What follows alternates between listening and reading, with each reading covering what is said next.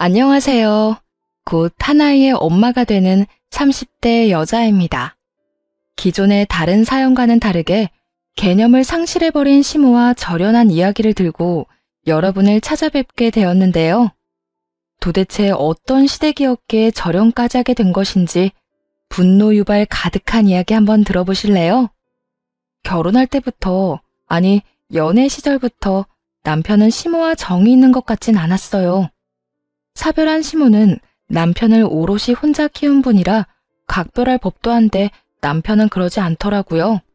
도리어 시모 이야기가 나오면 은근슬쩍 말을 돌린다든지 그렇지 않으면 이런 말을 하곤 했습니다. 자기는 우리 엄마 신경 안 써도 돼. 나랑 결혼하는 거지 엄마랑 결혼하는 것도 아니니까 말이야. 그래도 결혼하면 한 가족이 되는 건데 어떻게 신경을 전혀 안 쓸 수가 있겠어?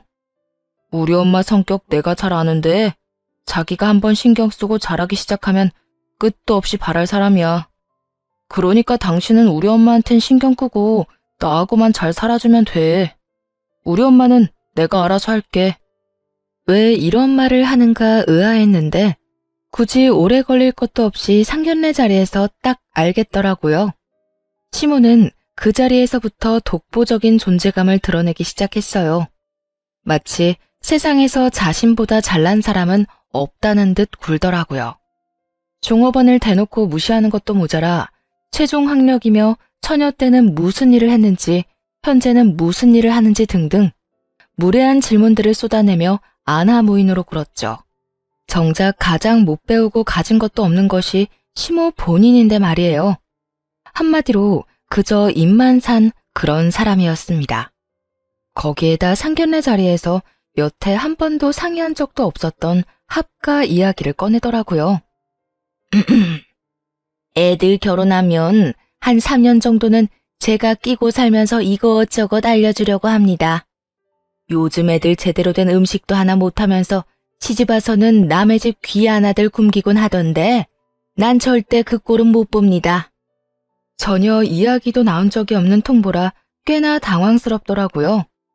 부모님도 당혹스러움을 감추지 못하고 있었고 전 그저 눈치만 살필 뿐이었죠. 그 순간 제가 뭐라고 하기도 전에 남편이 딱 잘라 시모의 제안을 거절하더라고요. 그러면 그냥 내가 이 결혼 안 할게. 합가할 바엔 결혼을 안 하는 게 나아. 뭐? 아들, 지금 너 그게 무슨 말이야? 그렇잖아. 나는 유정이 행복하게 해주려고 하는 결혼인데 엄마랑 같이 살면 유정이가 행복하겠어?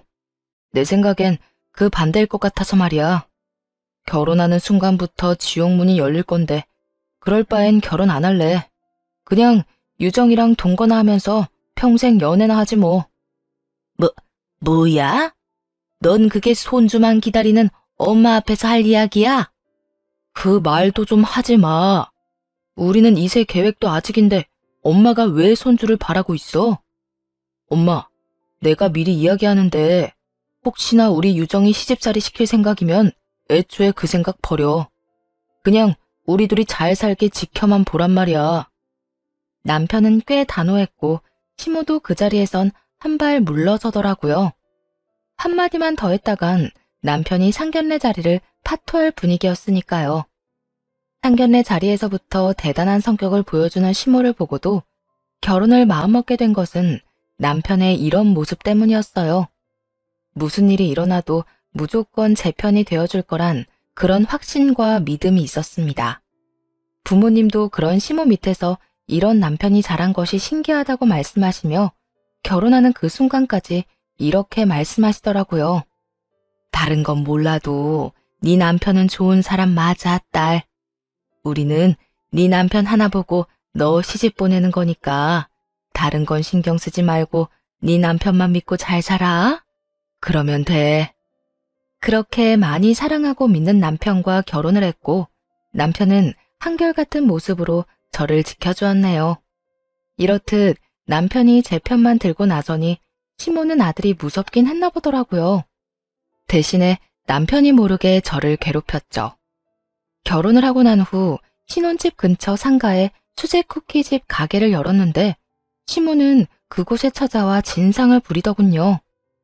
있는 친구, 없는 친구들을 다 끌고 와 계산도 하지 않고 커피 무한 리필에 쿠키와 빵은 있는 대로 다 집어가서 먹곤 했어요. 정 여사, 그런데 먹고 싶은 거 다 가져다 먹어도 되는 거야?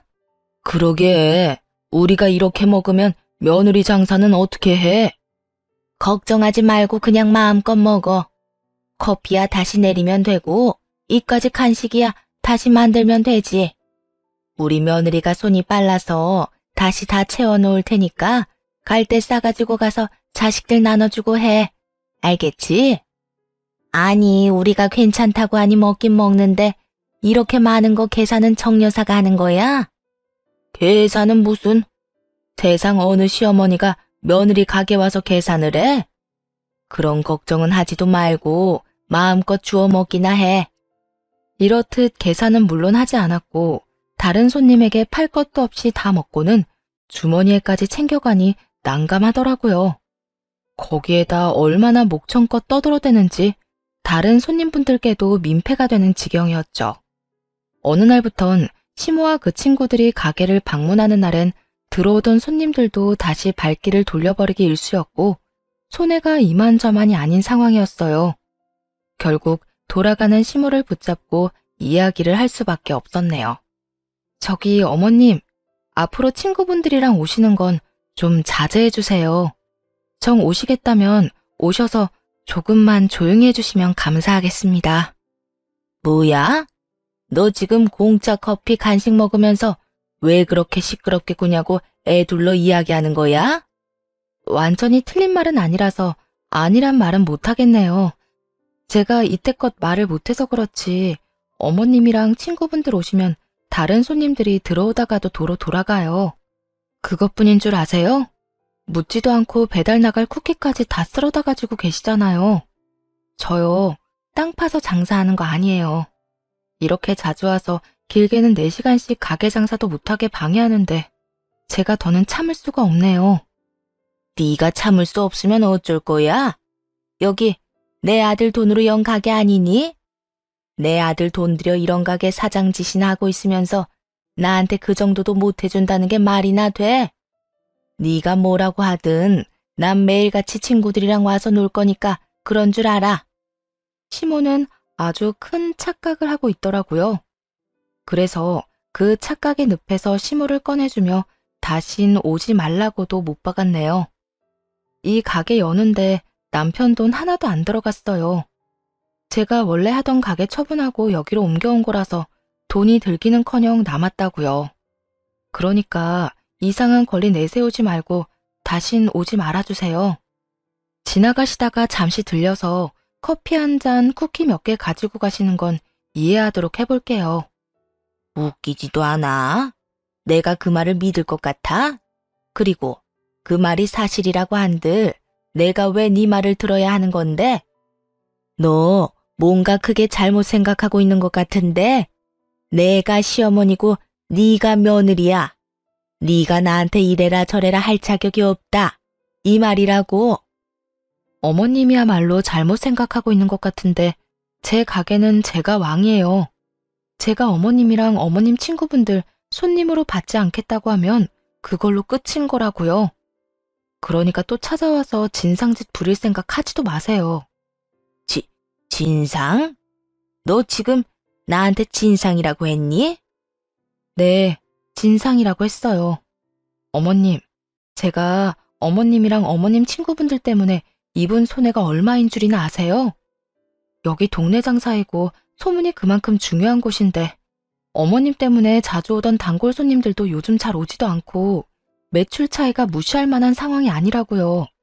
그래서 배달이라도 보내려고 하니 만든 쿠키는 죄다 챙겨가시는데 장사를 할 수 있겠어요? 저도 저 살려고 이러는 거니까 더는 오지 마세요. 너 나한테 이딴 식으로 굴었다간 크게 후회할 건데 괜찮겠니? 이미 후회를 많이 해서 더할 후회도 없어요. 그러니까 와서 장사 방해나 하지 마세요. 시모는 기분이 많이 상했는지 얼굴을 붉히며 가게를 나가버렸고 가게 앞에서 이야기를 엿듣고 있던 친구분들도 양심은 있었는지 저와 눈도 마주치지 못하고 가버리더군요. 그러게 작작 좀 했다면 저도 이렇게까진 하지 않았을 텐데 먼저 양심도 없이 군이 매몰차게 나갈 수밖에 없는 입장이었죠. 시모는 모욕을 당했다고 생각했는지 화가 많이 난 모양이더라고요. 살이 판별도 못하고 남편에게 다 잃어버렸다고 들었으니까요. 애초에 남편 모르게 저를 괴롭히려 가게를 찾아온 것이면서 말이에요. 본인 스스로 가게를 들락거리며 저를 괴롭힌 걸 다 말했으니 그 결과는 굳이 듣지 않아도 뻔한 일이었죠. 여보, 우리 엄마 가게 찾아갔었다며? 도대체 왜 나한테 말을 안 한 거야? 그런 것까지 말해서 뭐해. 당신도 회사 일로 충분히 힘들잖아. 괜히 신경 쓰이게 하고 싶지 않았어. 혹시 내가 어머님 그렇게 쫓아내버려서 당신 섭섭한 거 아니지? 섭섭하기는. 오늘 엄마가 전화 와서 있었던 일 말하면서 하소연하길래 나도 한 소리 해줬어. 거기가 어디라고 친구들까지 찾아가서 방해를 하냐고 말이야. 내가 진작 알았으면 당신이 그런 말까지 할 필요는 없었을 텐데 내가 미안해. 당신이 왜 미안해. 그런 일 있다고 말 안 한 건 나야. 당신은 전혀 미안해할 필요도 없어. 당신이랑 어머님은 별개야 별개. 그래도 내 마음은 그렇지가 않아. 오늘 엄마가 아들 낳아봤자 아무 소용이 없다고 하면서 우는 소리 하는데 그 말에 마음 아프기는커녕 당신 걱정만 되더라고. 오죽했으면 당신이 엄마를 그렇게 내쫓았을까 해서 말이야. 그런 말씀까지 하셨어? 당신이라도 좀 달래주지 그랬어. 달래주기는? 내가 거기서 엄마 편 들면 당신만 더 고달파져. 그래서 안 달래주고 뭐라고 그랬는데? 뭐라고 그러긴. 난 이제 엄마 아들 아니다. 내 마누라 남편이다. 그러니까 내 마누라 가게 가서 괴롭히지 말라고 하곤 끊어버렸지. 뭐? 나도 나지만 당신도 참 대단하다 대단해. 그렇게 어머님한테 쌓인 게 많아? 그렇기도 하고 당신한테 함부로 하는 것도 싫어. 그리고 초장에 확실하게 해야지. 그렇지 않으면 우리 엄마는 선을 넘고도 남을 사람이야.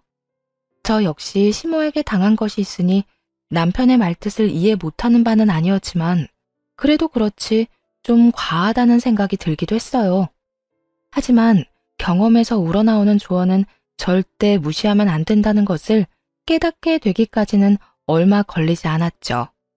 시모와의 일이 있고 난 후 시모는 이상하다 싶을 만큼 조용하게 지내더라고요. 그러던 어느 날 시모에게 연락이 왔어요.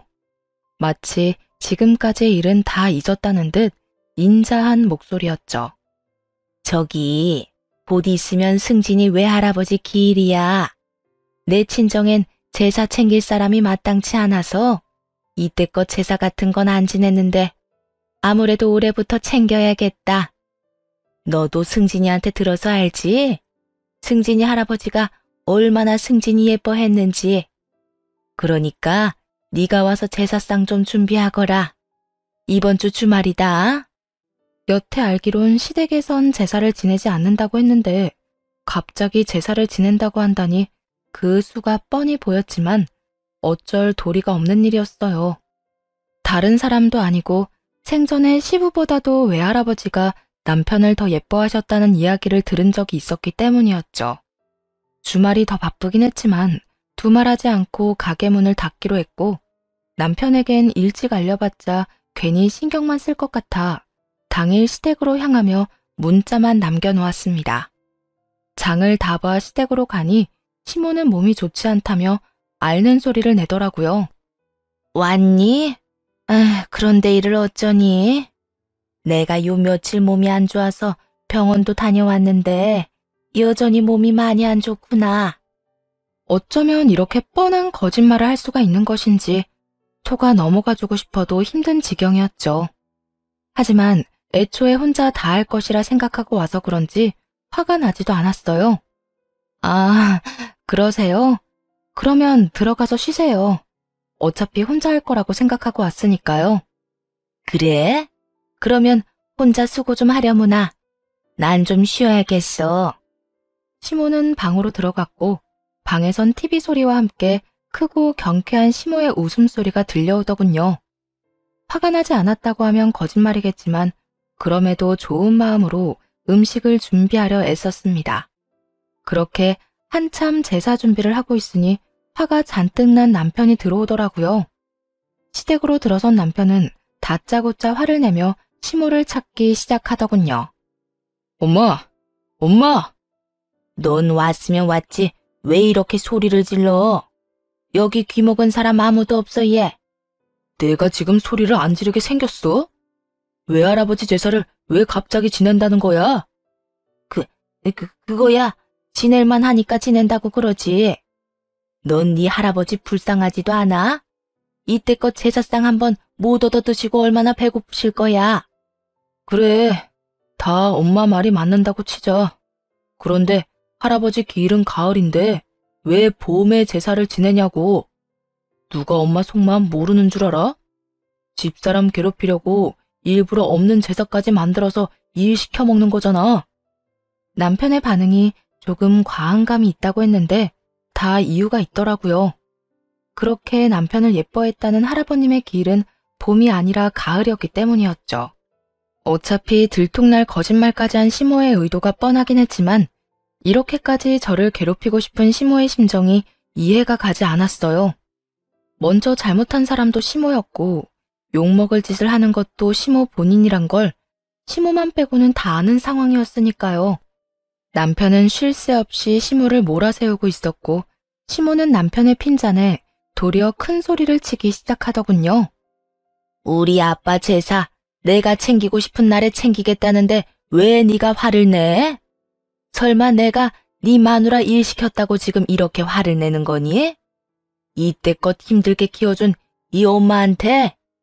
그래, 나 우리 집사람 없는 일까지 만들어 부려먹어서 이렇게 화내는 거야. 엄마, 제발 뭐든 적당히 상식선에서 좀 해. 그래야 나도 엄마 편을 들어줄지 고민이라도 해보지. 내가 부탁했었지. 괴롭히고 싶으면 하던 대로 나나 괴롭히라고. 이 사람은 그냥 좀 내버려 두라고. 엄마가 원하는 대로 용돈도 주고 생활비도 주고 다 주는데 왜 이렇게 이 사람을 못 잡아먹어서 안달이야? 내가 원하는 대로 언제 다 해줬다고 이러니? 제가 날 가게에서 내쫓았잖아. 그것도 내 친구들이 다 보는 앞에서 말이야. 내가 얼마나 망신을 당한 줄 알아? 그건 엄마가 먼저 잘못했잖아. 장사하는 가게 가서 장사도 못하게 방해하면 쫓겨나는 건 당연한 거 아니야? 거기에다 한 번도 계산한 적도 없다며? 그거 무전취식의 업무방해야. 알아? 가족끼리 무슨 그런 단어까지 다 쓰고 그러니? 난 그저 며느리 자랑도 할 겸 가게 홍보도 할 겸 해서 간 거지. 그랬으면 계산도 하고 방해되지 않게 조용히 있다가 왔어야지. 하여튼 앞으로 이 사람 괴롭히지 마. 나 진짜 가만히 안 있어. 남편은 한바탕 호통을 치더니 제 손을 꼭 잡고 시댁을 나오더군요. 오는 내내 미안하다고 사과하는 남편을 보며 많은 생각이 들었어요. 생각보다 남편이 힘든 시절을 보냈을 수도 있겠다. 그리고 지금도 힘든 시간을 보내고 있을 수도 있겠다. 내가 좀 더 이 사람을 안아줘야겠다는 생각 말이에요. 미안하다며 고개를 푹 숙이고 있는 남편을 꼭 안아주었고 좀 더 현명하게 대처하겠노라 다짐했습니다. 그리고 그 다음날 시모에게서 연락이 오더군요. 남편이 출근하고 없고 가게에서 저 혼자 있는 시간에 맞춰 전화를 한 것이었죠. 전화 받기가 무섭게 시모는 우는 소리를 하며 하소연을 해대기 시작했어요. 내가 잘못하면 뭘 그렇게 잘못했다고? 어떻게 힘들게 혼자 키운 엄마한테 그런 말까지 할 수가 있니? 네가 듣기에도 심하지 않더니? 내가 어제 원통에서 잠도 못 자고 잠을 못 잤더니 지금 머리까지 다 아프구나. 시모는 여전히 정신을 못 차리고 저에게 남편 흉까지 보더군요. 자신이 한 짓은 생각지도 않고 피해자인 척하는 시모에게 참을 수 없는 화가 났죠. 아마 전날 본 남편의 모습도 떠올라서 복합적인 감정이 들었던 것 같아요. 그래서 앞으로 이런 이야기는 하지도 못하게 냉정하게 대하기로 했습니다. 저한테 울면서 이런 이야기하면 제가 어머님 편이라도 들어줄 거라 생각했어요. 전 어머님이 이러면 이럴수록 안쓰럽거나 불쌍하기는커녕 반감만 들어요. 너, 내가 짐작은 하고 있었지만 온정이라곤 눈꼽만큼도 없는 애구나. 어른이 이렇게 우는데 어떻게 괜찮냐는 말 한마디를 안 하니? 어머님이 저한테 어떻게 했는지 먼저 생각해 보세요. 제 입에서 괜찮냐는 말이 나올 수 있는 상황인지. 전 진짜 이해가 안 되는 게 어머님은 왜 어머님이 한 행동은 전혀 생각하지도 않고 남 탓만 하시는 거예요? 새까맣게 잊은 거예요? 아니면 전혀 잘못했다고 생각하질 않는 건가요? 어느 쪽이든 둘 다 문제가 많다는 건 확실하네요. 너 지금 내 잘잘못이나 따지자고 내 전화 받았니? 이때까진 이런 말 못해서 어떻게 참았니? 이렇게 보물 터지듯이 불만이 터져 나오는데. 저도 이렇게까지 이야기할 생각 없었는데 어머님이 이러시는 거 보니 저절로 이런 말이 나오네요. 그러니까 다신 이런 용건으로 연락해서 괜히 사람 괴롭히지 마세요. 어머님이 아무리 울면서 하소연해도 이런 문제는 어머님 편 들어줄 생각 전혀 없으니까요. 그래? 네가 정 그렇게 생각한다면 내가 연락은 하지 않으마. 그러면 되지? 네, 이런 연락은 앞으로 받고 싶지 않네요. 그래, 네 뜻대로 해줄 테니 후회나 하지 말거라. 할 말도 다 했고 시모에게 대답도 들었는데 불안했어요. 시모의 후회라는 말 뒤엔 항상 생각지도 못한 일들이 벌어졌기 때문이었죠. 아니나 다를까 거짓말처럼 이상한 일들이 벌어지기 시작했습니다. 어느 날부터인가 가게 앞에 유난히 쓰레기가 많아지고 개똥도 여기저기 많더라고요. 처음엔 초등학교도 있고 아파트 단지 바로 앞이니 산책하는 애완견들이 많구나 하고 생각했어요. 갑작스럽게 생겨난 쓰레기와 오물에도 대수롭지 않게 생각했던 것이죠. 그래서 가게 앞에 대형 쓰레기통과 오물을 담아갈 작은 봉지를 준비해 놓았는데도 점점 더 쓰레기와 오물의 양은 많아지기만 하더라고요. 아침 저녁으로 가게 앞을 깨끗이 쓸곤 하는데 이상했습니다. 그래서 가게 앞을 비추고 있던 CCTV를 살펴보기로 했죠. 그리고 각종 쓰레기와 시댁에서 키우고 있던 강아지의 똥을 모아 가게 앞에 뿌리는 시모의 모습을 발견하게 되었어요.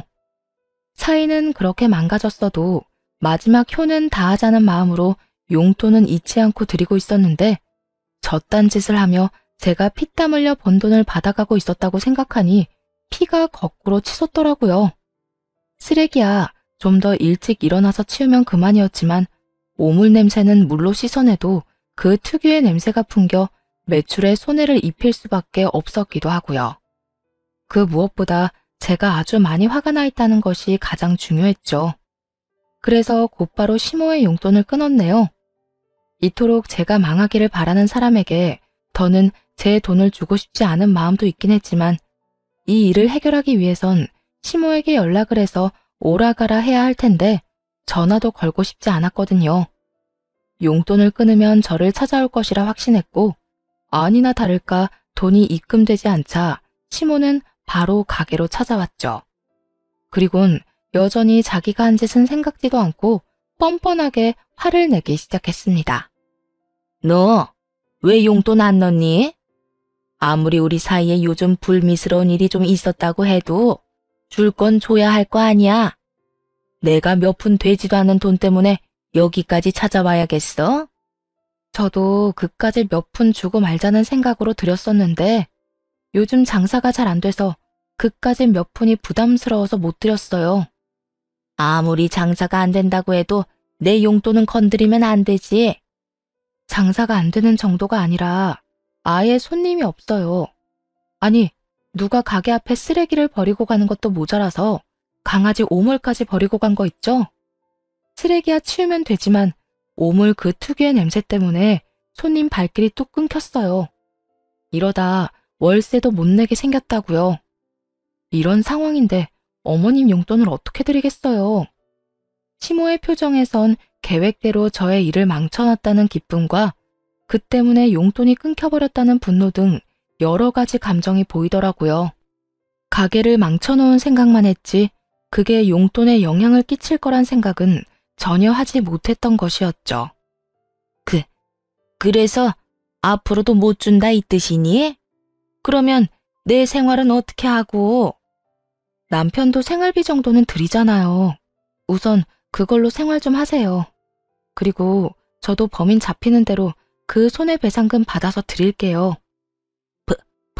범인? 손해배상? 네, 범인이 CCTV가 있다는 사실은 전혀 인지를 못한 모양이더라고요. 아니면 보긴 봤는데 가짜라고 생각했나? 하여튼 아직 저도 확인은 안 해봤는데 경찰에 신고는 하려고요. 이거 영업방해죄라서 손해배상금 물을 수 있을 텐데 그 돈 받아서 용돈 드릴게요.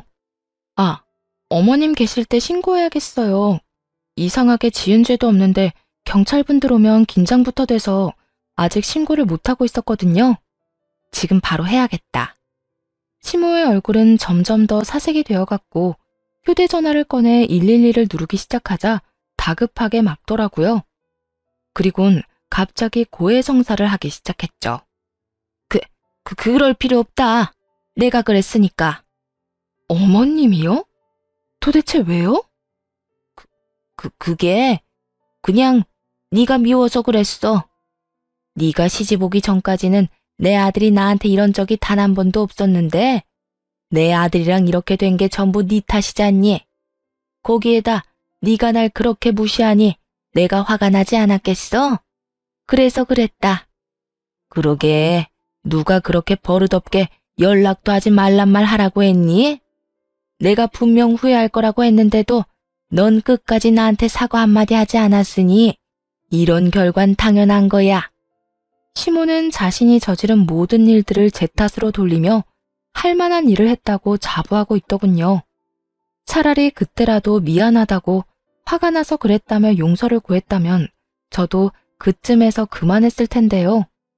시모가 그딴 식으로 나오니 다른 방도가 없겠더라고요. 그건 어머님이 먼저 저를 괴롭혔기 때문에 그런 일들이 벌어진 거예요. 제가 어머님께 잘못을 한 것도 아니었고 시작도 어머님이 끝끝내 선을 넘은 것도 모두 어머님이 하셨는데 왜 그 모든 탓을 저에게로 넘기세요? 그리고 그 피해를 왜 제가 다 입게 만드세요? 애초에 이런 일들이 벌어진 건 제 탓이 아니라 모두 어머님 탓이라고요. 아시겠어요?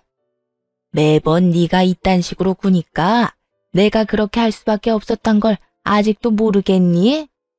내가 하는 모든 일에 이렇게 반기를 들고 말끝마다 사람을 가르치려 드니까 내가 그런 짓까지 하게 되고 네가 그딴 꼴까지 당하게 된 거야. 알아? 그리고 계속 처음이 어쩌고 저쩌고 그러는데 처음부터 네가 가게에서 날 쫓아내지만 않았어도 이런 일은 없었다. 그날 네가 날 무시하지만 않았어도 내가 그런 말도 안 되는 제사를 만들어내는 일도 없었을 거고 내 아들이 너만 감싸고 도는 일도 없었을 테고 오늘 이런 일도 없었겠지. 그러니까 다 네 탓이야. 아니요.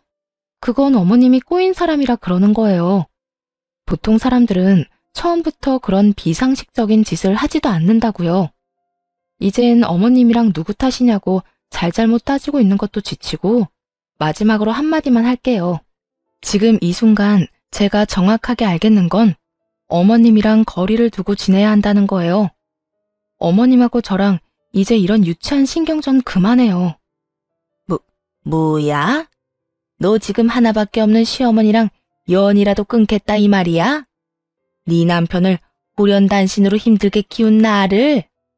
그리 힘들게 키운 걸 알기에 이때까지 참아드린 거예요. 그런데 앞으론 더는 참지 않을 거니 이런 짓 하지도 마세요. 한 번만 더 이딴 짓 하시면 증거도 있겠다. 경찰에 바로 신고할 거예요. 안 한다, 안 해.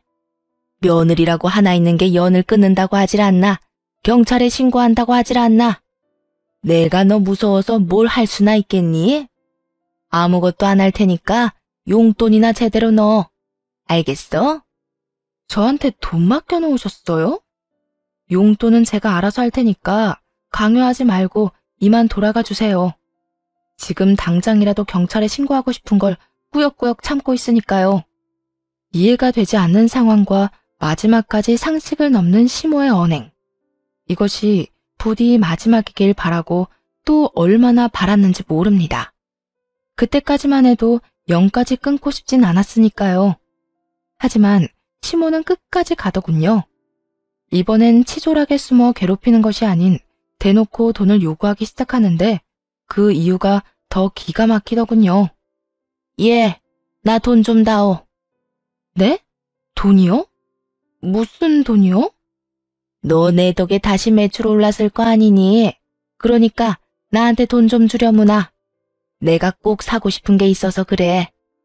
그제야 제가 큰 잘못을 저질렀다는 생각이 들더군요. 사이가 좋지 않아 연락은 하지 않아도 용돈만큼은 꾸준히 드리고 있었거든요. 그건 마지막 효심도 도리도 아니었어요. 그저 같은 여자로서 지금껏 혼자 남편을 힘들게 키웠을 시모가 안쓰러워서 줬던 것인데 그것이 저를 돈줄 정도로 여기게 되는 원인이 될 거라곤 생각 못했던 거죠.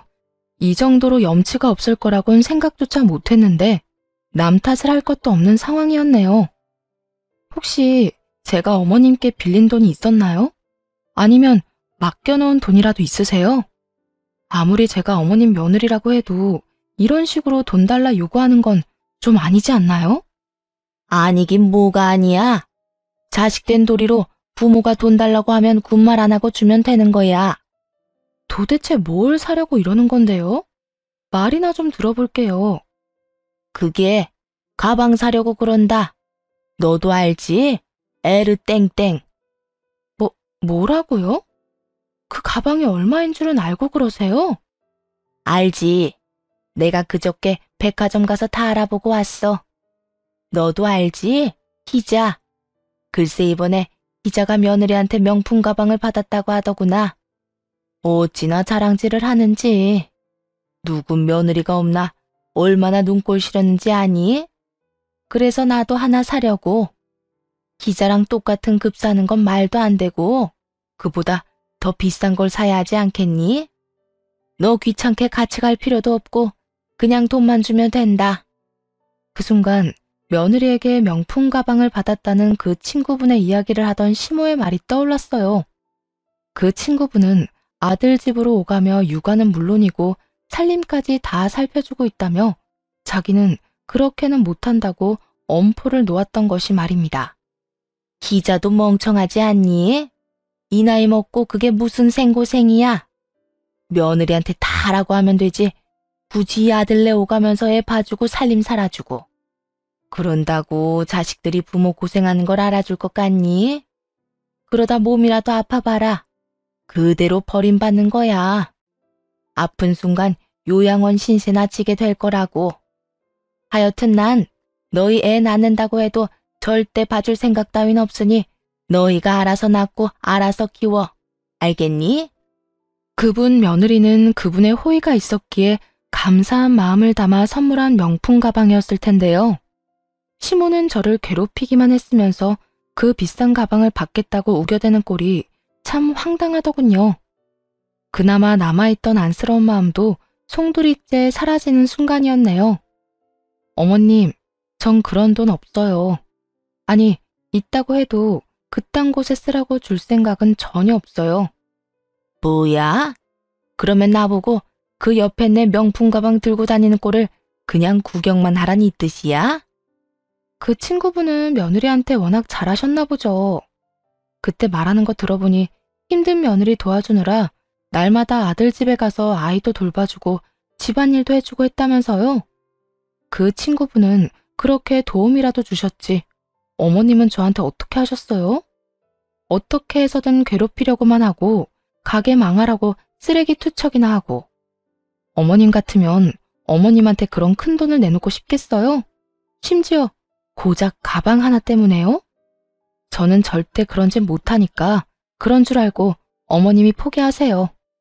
절대 안 된다고 하자 시모는 난동을 피우기 시작했습니다. 기껏 만들어 잘 포장해 놓은 쿠키들을 집어 던지는가 하면 의자도 넘어뜨리며 화를 내더군요. 이게 진짜 보자 하니까 끝까지 건방지게 굴어? 내가 이참에 너 그 버르장머리부터 뜯어 고쳐주마. 니까지 게 뭔데 돈을 준다 만다 헛소리야? 제 돈이니까 제가 준다 만다 결정하는 건 당연한 거 아니에요? 어머님이 아무리 이렇게 난동 피워도 전 절대 돈 안 줄 거니까 그런 줄 아세요. 그리고 지금 이렇게 행동하는 것도 다 찍히고 있으니까 다 변상을 각오나 하시라고요. 뭐야? 난동, 변상? 이게 아직도 정신 못 차리고 입을 함부로 놀리지? 너 같은 건 매가 약이야, 매가. 고함을 지르던 시무는 제 얼굴로 손바닥을 내리쳤고 제 얼굴은 붉어지고 있었죠. 정신이 번쩍 들더라고요. 웬만하면 연을 이어가고 싶었던 마음에는 금이 간 지 오래고 더는 이런 식의 관계는 끊어야겠다는 확신이 들었어요. 제 마음처럼 엉망이 되어버린 가게를 천천히 돌아보고는 시무를 똑바로 보며 이렇게 말했습니다. 이제 우리 연 좀 끊고 살아요.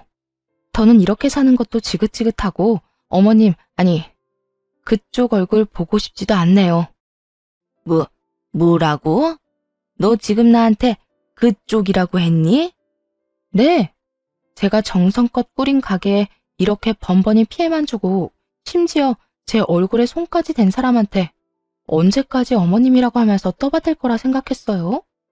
이젠 저한테 그쪽은 아무것도 아니에요. 그저 제발 안 보고 살았으면 하는 그런 사람일 뿐이라고요. 너 감히 나한테 이따위로 하고도 내 아들과 계속 같이 살 수 있을 거라 생각하니? 네, 그럼요. 제가 지금 그쪽한테 연 끊자고 했지 남편이랑 이혼한다는 말이 아니니까요. 아주 큰 착각을 하는구나. 네 남편이기 전에 내 아들이야. 내가 네가 지금 나한테 한 짓 다 말하면 내 아들은 너랑 당장 이혼하자고 할 거라고. 아, 그래요? 그건 두고 보면 알겠네요. 확신을 하고 있는 시모가 보는 앞에서 남편을 불렀고 상황을 전해들은 남편은 바로 가게로 오더라고요. 시모는 남편을 붙잡고 피해자인 양 하수연을 늘어놓기 시작했습니다. 아들, 글쎄 얘가 나한테 뭐라고 한 줄이나 아니? 나한테 연을 끊자고 하더라. 그것뿐인 줄 알아? 나한테 그쪽이란다, 그쪽. 어떻게 나한테 그딴 말을 할 수가 있어? 너 당장 이혼해라. 난 우리 아들이 저딴 여자랑 사는 거 보기 싫다. 내 눈에 흙이 들어가도 싫어. 엄마 말대로 우리 아들 이혼할 거지? 그럴 거지? 남편은 듣는 둥 마는 둥 하며 시모가 한껏 난동을 부려 엉망이 되어버린 가게와 빨갛게 부풀어 오른 제 뺨을 살펴보더군요. 그리곤 시모를 무섭게 바라보며 입을 열기 시작했어요. 엄마, 이 사람 때렸어? 이 가게도 이렇게 만든 거고? 그래. 내가 화가 나서 그랬어. 제가 나한테 얼마나 심하게 굴었으면 내가 이런 짓까지 했겠어? 우리 아들은 엄마 이해하지? 엄마 원래 이런 사람 아니란 거 우리 아들이 더 잘 알잖아. 시모는 여전히 당당했고 남편은 그 모습이 더욱 화가 난다는 듯 고함을 지르기 시작했어요. 엄마, 내가 좀 하지 말라고 그렇게 말했잖아. 내가 그렇게 부탁을 했는데 엄마는 그냥 가만히 있는 게 그렇게 힘들어? 그 가방이 얼마인 줄이나 알아? 한두 푼짜리도 아니고 그 가방 안 사준다고 이렇게 난동을 피우는 사람이 어딨어? 그리고 엄마가 그 비싼 가방을 받을 만한 짓은 했어? 아니, 오히려 엄마는 가방을 사들고 와서 내 아들이랑 살아줘서 고맙다고 감사 인사를 해도 모자랄 판국이야. 알아? 아들, 너까지 엄마한테 이러기야? 엄마가 뭘 그렇게 잘못했다고 이렇게 화를 내? 이 엄마가 널 얼마나 고생하면서 키웠는데 그 정도 가방이 뭐라고? 엄마가 그 정도 가방값만도 못한다고 생각하는 거야? 널 이날 이때껏 혼자 키운 이 엄마가? 제발 그 말 좀 그만해. 나 결혼하기 전에 틈만 나면 그 말하면서 나한테 돈을 얼마나 뜯어갔는지 기억 안 나? 그리고 아빠는 엄마 그 말도 안 되는 씀씀이 때문에 아빠가 엄마 빚 감당하느라 낮에는 회사 다니고 밤에는 화물차 운전하다가 결국 졸음운전으로 돌아가신 거 기억도 안 나냐고. 그만큼 뜯어가고 사람 하나 잡았으면 됐지. 왜 아직까지 정신 못 차리고 이러는 건데? 나까지 이혼시켜야 엄마 속이 후련하겠어? 꼭 그렇게까지 만들어야 엄마가 만족하겠냐고. 그간의 울분이 올라오는 듯 울먹이며 말하는 남편을 보는데 저까지 눈물이 핑 돌더라고요. 사연이 있을 거라 생각했지만 이런 사연이 있다고 생각지도 못했던 터라 마음이 아프더라고요. 저도 이렇게 마음이 아픈데 오히려 당사자인 시모는 아무렇지 않은 표정으로 콧방귀까지 끼며 도리어 화를 내더라고요. 참나, 내가 뭘 어쨌다고 그때 이야기까지 꺼내는 거야? 내가 네 아빠한테 새벽같이 운전이나 하면서 돈 벌어오라고 등이라도 떠밀었니? 아니잖아.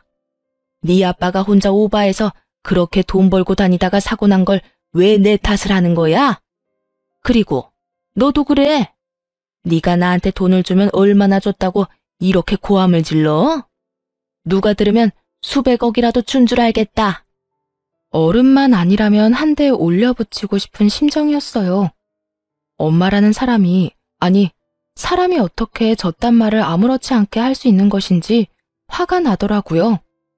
저는 화가 나 몸이 떨려오는데 남편은 오히려 시모의 말로 인해 모든 것이 정리가 되었다는 듯 후련한 표정이더군요. 들을 말을 들었으니 더는 고민할 필요가 없다라는 얼굴이었어요. 그리곤 그 정리가 된 마음을 표현하기 시작했습니다. 나는 그래도 엄마가 날 낳아주고 날 키워줬으니까 마지막까지 엄마 놓지 않고 잘 살아보려고 했어. 그런데 더는 아니야. 난 적어도 엄마가 반성이란 걸 조금이라도 하는 줄 알았는데 지금 말 들어보니까 그것도 전혀 아니구나. 그래, 엄마 말이 다 맞는다고 치자. 엄마 말대로 엄마는 아빠 등 떠민 적도 없고 내가 엄마한테 수백억까지 주지도 못했어. 우리가 다 잘못했다고 칠 테니까 엄마랑 나 이제 그만 보고 살자. 엄마는 엄마대로 살아. 나는 나대로 살 테니까. 아들, 너 지금 그 말 진심이야? 진심이야. 난 이제 엄마랑 그만 보고 살고 싶어. 엄마가 아빠랑 나까지 망쳐놓은 것도 모자라 이 사람까지 망쳐놓는 건 절대로 못 봐. 그렇다고 엄마 하나 때문에 이 사람이랑 이혼도 절대 못하니까 엄마랑 연을 끊을 수밖에 없잖아. 앞으로 우리한테 연락도 하지 말고 찾아오지도 마. 지금껏 엄마 하는 행동 다 받아준 거랑 돈 벌기 시작했을 때부터 준 돈만 해도 낳고 키워준 값은 다 했다고 생각하니까. 엄마한테 미안한 감정도 없어. 그러니까 괜한 동정심 유발할 생각도 하지 마. 그러면 그럴수록 화만 더 날 것 같으니까 말이야. 끝내 남편의 입에선 연을 끊자는 확실한 말이 나왔고 시모는 다시 난동을 피우기 시작했습니다. 저를 향해서 말이죠. 이게 다 너 때문이야. 너 같은 게 우리 집에 시집와서 내 아들이 이렇게 변해버린 거라고. 내 아들 내놔. 내 아들 내놓으라고. 시모의 난동에 남편은 다시 시모에게 화를 내려고 했지만 전 그런 남편을 말렸어요. 그리곤 제가 나서 시모의 입을 막아버렸죠. 못 들었어요? 그쪽 아들이 그쪽 말고 나랑 산다고 하잖아요. 그러게, 뭐든 적당히 좀 하지 그랬어요. 얼마나 아들을 못 살게 굴었으면 하나뿐인 아들이 이렇게까지 하겠냐고요. 난 아무 잘못도 하지 않았어. 이 모든 게 다 네가 내 아들을 홀려서 이런 거라고. 아직도 모르겠어요? 내가 아니라 그쪽이 이 모든 상황을 만든 거예요. 하나부터 열까지 난 잘못이 없다. 당연히 너희는 나한테 이렇게 해줘야 한다는 그 파렴치하고 양심 없는 생각이 이런 상황까지 만든 거라고요. 그러니까 당장 여기서 나가주세요. 더는 얼굴 보고 싶지도 않으니까요. 이년이 진짜? 시모는 다시 저에게 달려들었지만 남편은 그런 시모를 붙잡아 쫓아내더군요. 다신 찾아오지도 말란 말과 함께 말이죠. 내가 너희 없으면 못 살 줄 알아? 나 혼자서도 잘 먹고 잘 살 거니까 나중에 유산 타령하면서 찾아오지나 마. 알겠어? 시모는 쫓겨나면서도 악다구니를 썼고 그 후 저흰 집도 옮겨버리고 가게도 옮겼습니다. 전화번호는 차단을 했고 시모도 더는 찾아오지 않더군요. 그리고 들어오는 이야기엔 시모는 하나 남은 시댁을 팔아 잘 먹고 잘 살고 있다고 하더군요. 몇 푼 안 되는 돈을 믿고 갖은 사치란 사치는 다 하고 그나마 남아있던 주변 사람들을 무시하는 것도 모자라 막말을 해대 남은 사람도 없다고 하고요. 사람은 변하지 않는다고 참 한결같이 잘 사는구나 하며 시모를 잊고 지내던 어느 날이었어요. 모르는 번호로 연락이 오더라고요. 병원이었어요. 시모가 몸이 좋지 않아 병원에 입원해 있는데 간호가 필요한 상황인가 보더라고요. 그러면서 시모가 남편과 저를 찾는다고요. 고민 끝에 남편에게 모든 사실을 알리기로 했어요. 아무래도 제가 결정할 문제는 아니라고 생각했으니까요. 여보, 병원에서 연락이 왔는데 어머님 많이 아프신가 봐. 옆에서 돌봐줄 사람이 필요하다고 하는데 어떻게 해야 할까? 그래? 언젠가 이런 날이 올 거라 예상했었잖아. 내가 내일 가서 요양원 모셔다 드리고 올 테니까 당신은 신경 쓰지 마. 난 괜찮은데 당신은 괜찮겠어? 다 자업자득이야. 그러게 기운 있을 때 적당히만 했어도 우리가 이렇게까지 했겠어? 나도 나지만 당신 괴롭힌 것만 생각하면 아직도 화나. 그리고 이 상황에서 병수발이나 들 거였으면